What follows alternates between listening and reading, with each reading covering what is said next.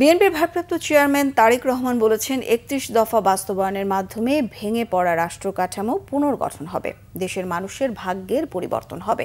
বিএনপির মূল লক্ষ্য বাংলাদেশ ও দেশের জনগণ। যশোর ঈদগাহ মাঠে দীর্ঘ ১৬ বছর পর জেলা বিএনপির সম্মেলনে তিনি এসব কথা বলেন। তারেক রহমান আরও বলেন, দলের অবস্থান থেকে সরে গিয়ে যারা অন্যায় করেছে তাদের বিরুদ্ধে শাস্তিমূলক ব্যবস্থা নেওয়া হয়েছে। এর দৃষ্টান্ত একমাত্র বিএনপি প্রতিষ্ঠা করেছে। অন্য দলের সাথে বিএনপির পার্থক্য এখানেই।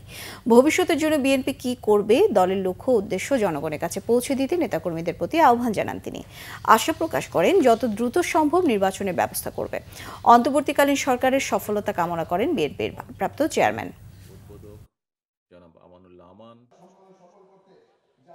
আমরা কোনো অন্যায়কারীকে প্রশ্রয় দিতে চাই না।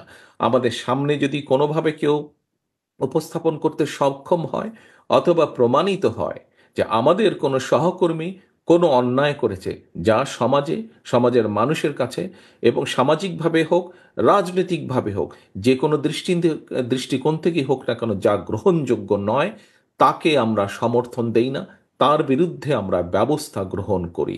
এটি অন্য রাজনৈতিক দলের সাথে বাংলাদেশ জাতীয়তাবাদী দলের পার্থক্য। কাজেই বিএনপির অমুক লোক এটা করেছে, তমুক লোক এটা করেছে, দয়া করে এসব কথা বলে বিভ্রান্ত করার চেষ্টা করবেন না। আমরা সকল সময় অন্যায়ের বিরুদ্ধে আমাদের কাজে, আমাদের কথায় সবসময় আমরা চেষ্টা করেছি এটা প্রমাণ করতে।